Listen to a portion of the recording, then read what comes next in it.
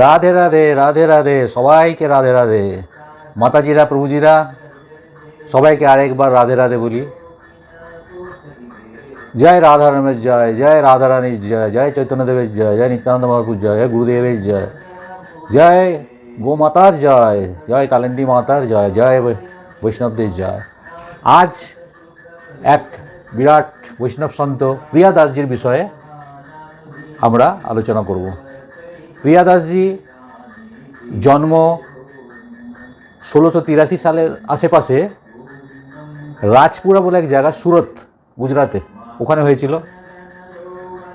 ওখান থেকে অতি কম বয়সে উনি বৃন্দাবনে চলে আসেন, ভক্তিরসে ডুবে থাকতেন। বৃন্দাবনে ওনার গুরু হলেন মনোহর দাস।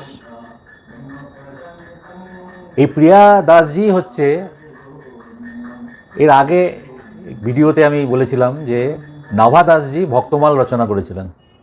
এই ভক্তমালে সব বিরাট বিরাট বৈষ্ণবদের বিষয়ে, ভক্তদের বিষয়ে লেখা আছে। এই প্রিয়া দাসজি ভক্তমালের টিকা লিখেছিলেন আর খুব প্রসিদ্ধ। তো ভক্তমাল বললে প্রিয়া দাসজির নাম নিজের থেকেই চলে আসে। কীভাবে আরম্ভ হলো? একটা কথা আছে, উনি নাকি বেনারসে ঘুরতে গেছিলেন।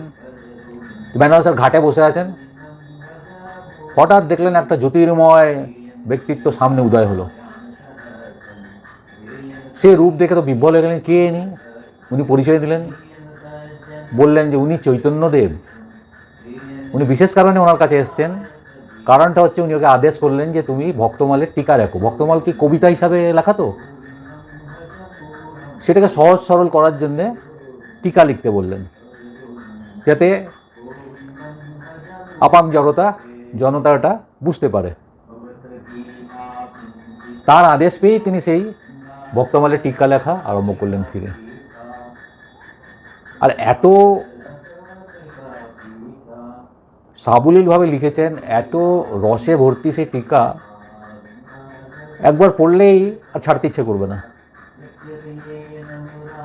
তাই ভক্তমালের টিকাকার হিসাবে তাঁর প্রসিদ্ধি হয়ে গেল। আর এখানে টিকা লিখে খান্তি নেই, তিনি ভক্তমালের প্রবচনও দিতেন। জায়গায় জায়গায় গিয়ে ভক্তমাল নিজেই বলতেন। কখনো কখনো 1 মাস 2 মাস ধরেও এক জায়গায় থেকে উনি ভক্তমালের প্রবচন দিয়েছেন। আগের এপিসোডে ওনার জীবনের কিছু বিচিত্র ঘটনা আমরা শুনতে পাবো। রাধে রাধে রাধে রাধে রাধে রাধে।